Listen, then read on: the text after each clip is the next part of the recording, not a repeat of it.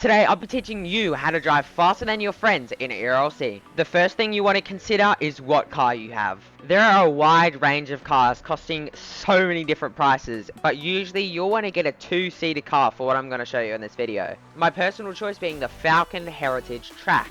Now, you may be wondering why this is the fastest car and the optimal choice for me to drive. Well, the website that I use to help me make this decision is called ERLC Interactive Map. If you go over to vehicle stats, you can see all the vehicle stats of all the vehicles that you own. So as you can see, I've just added on all of the prestige cars that you may think are the fastest cars.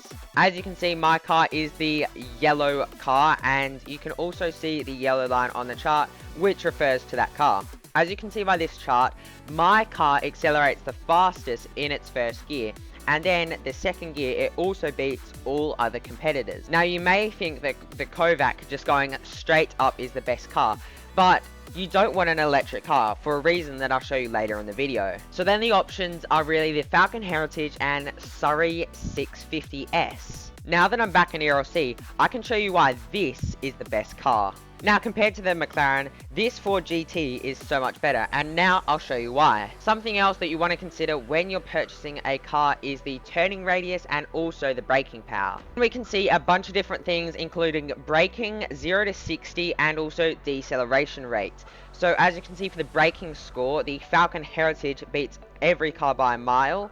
Same with the 0 to 60 and same with the deceleration rate. You can also see that the reversing score on the Falcon Heritage Track is a 10 out of 10. There's a bunch of other features that you can view on this website, but I'm not going to go through them in this video. Now that you know how to pick the best car for you, let's go back into ERLC to show you how to drive it. And the next thing that I'm going to speak about is something that a lot of people mess up on, so this can make you way faster than your competition. Curbs while you're driving in ERLC are something that you want to be looking out for, especially these long ones like in the entrance to Chinatown and the corner just before you get to La Mesa. The reason that these curbs are so risky is because, as you can see here, ERLC renders them wrong. If you're going fast, usually you can find yourself bouncing on these little cracks. So therefore, to go faster and not bounce on these cracks, what you want to do is you'll want to stay in the middle of the lane, away from any lines and away from the curbs. As you can see, I bounced on a few there, but not as significantly as if I rode over the curb. Now this is something else that a lot of people mess up on, so you will really want to pay attention to make sure that you don't flip your car. Now normal curbs are where a lot of people flip their cars, so you will really want to pay attention to make sure that you don't. So on normal curbs in ERLC, you want to be thinking, what is the environment? Does it have a traffic pole on it? Or does it have a stop sign on it? Because stop signs you can phase through, whereas traffic lights you can't. Something that a lot of people think that makes their turn faster, which it actually doesn't, is cutting the corner like that, where you ride up on the curb just for a little bit, and it really doesn't, because what you'll find happens 99.9% of the time is your car bounces on this curb and it actually slows it down. Instead, what you want to do to take the corner as fast as possible is you want to bounce up on the curb just before the corner that you're going to take. So say that you want to turn right at this intersection here, well, you'll want to bounce up on the left curb like so. And then what you want to do is follow through with the car, make sure that you don't hit the curb that the stop sign's on, and then continue through to your exit curb. And if you still maintain the speed that you hit the exit curb, make sure that you use it.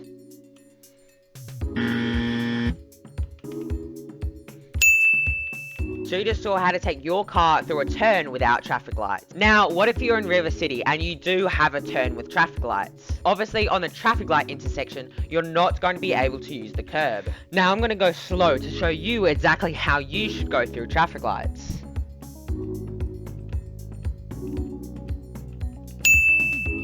If you can do that in one fluid movement by just pressing D and sticking it through the turn, you should be able to get a nice clean turn. So that's how you take a corner with or without traffic lights. The last corner that you will want to master and take advantage of is one with a car park after it.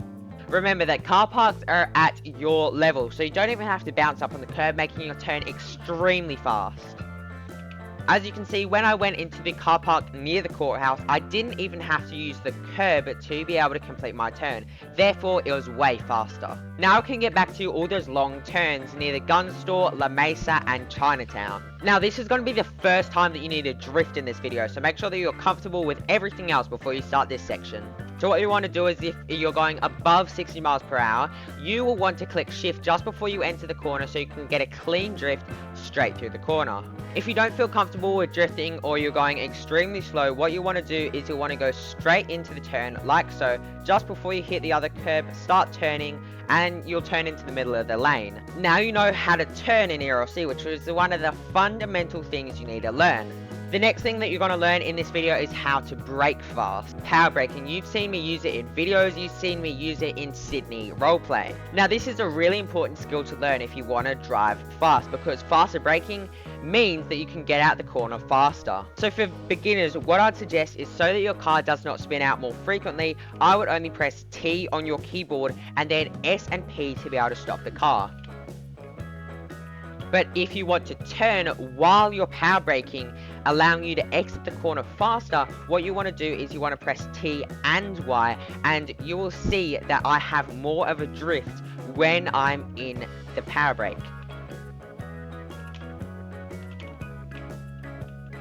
And as you can see, when I turned T and Y off and I stopped power braking, I was able to get a lot of control very quickly over the car. Now a lot of people ask me what I do when I'm power braking, and what I do is I press T and Y because I usually like to have a lot of control over the car when I'm in a power brake. Just note that if you're only using traction control off for now, you may want to learn how to use automatic braking system as well, because you are really limiting your braking and your turning if you only use traction control. Now the next thing that I'm going to show you is how to drift through corners. Now a lot of people ask me how to do this because it is actually really technical, and you have to really know what your car is, how much horsepower your car's got, and a lot of other things like that. So for this, I would recommend having a two-seater car or one that is in the prestige range. If you don't have that, then it's going to be very hard for you to get the horsepower and torque needed for you to do this. Now in some corners this may not be faster than just taking it with braking and not drifting. So what you want to do, and this is the easiest way to do it, is just hold shift.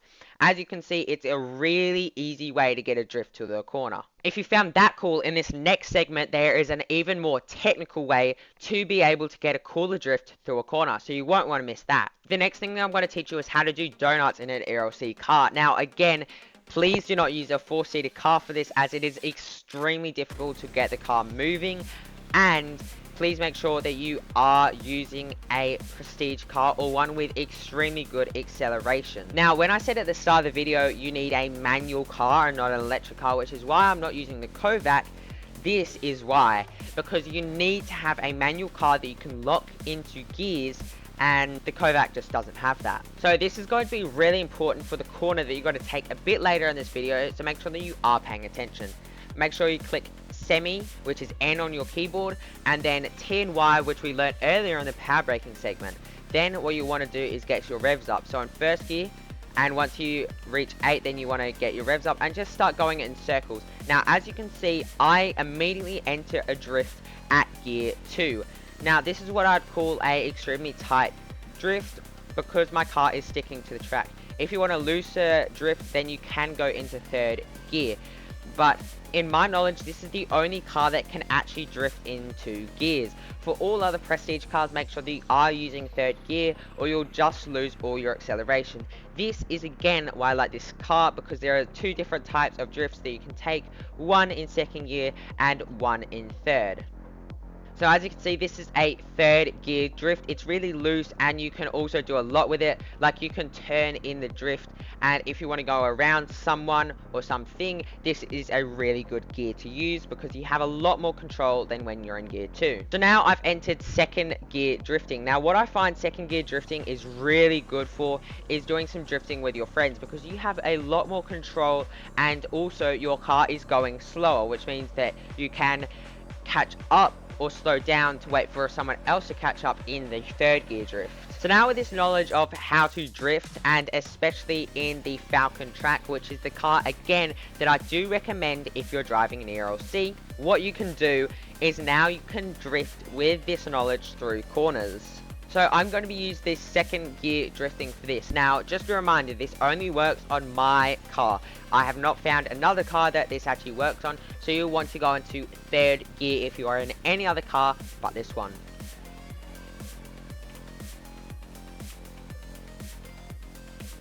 Now for acceleration, there are two ways that you can do this. You can just leave it in automatic mode, which all ERLC cars have, including electric cars if you are driving it. As you can see, the ERLC automatic shifting stays in the gears for a good amount of time, and you can get a good amount of power out of these. Except if you are drag racing or you want to get the most out of your car. Now most likely if you clicked on this video, you want to get the most out of your car. So what you want to do is you want to click N to go immediately into semi. Then you want to get familiar with the up and down shift gears. So that is R and that is F. So what you want to do is you want to enter manual with N, then get familiar with the up and down shift gears, which are R and F. Now as you can see, when I'm pressing S, it will only stop my car, so you can't accidentally reverse, which is really good. But now what you want to do is you want to start accelerating. Now you've got to have a good pair of headphones for this, because when you see it at 8, then that's exactly when you want to shift, when it bounces back. So I'm just going to consistently do that when it bounces back, and as you can see, I'm getting way more acceleration than if I was using a automatic vehicle. Once it reaches your top gear, which for this track is the 7th gear, which gives you way more freedom, and why I recommend this track car, then again, otherwise you can just cap out at your top gear and it will work perfectly fine. For slowing down without traction control or automatic braking system off, you can just downshift through the gears, and as you can see, if I put it straight into first, the car will really struggle and it will almost do a power brake, as you can see there. Now the last tip I'm going to show you for driving is where should your camera be. Now if you've ever seen me driving in ERLC, I'll be driving with the camera in this position. I find that it gives me the most view around the car, and I can really see the curbs well, because if you're with the camera like this, you're really noticing the back of the car more than the front of the car, and you also can't see the tires turning. Now especially for cars with really sensitive turning like this track, I would recommend using the FOV that I use, which is just with this wing out of sight. Once you have the wing out of sight, then you can really just do whatever with your camera, and you can really see how your car responds to curbs and all the little bounces as well.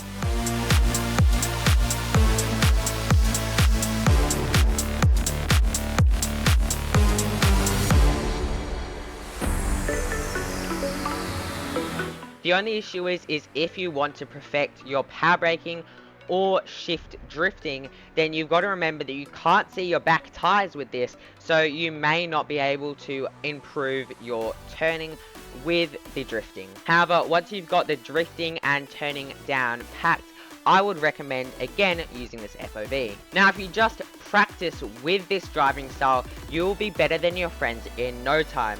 I hope this video did help you learn how to drive better in ERLC. Make sure to like, subscribe, and I'll see you in the next one.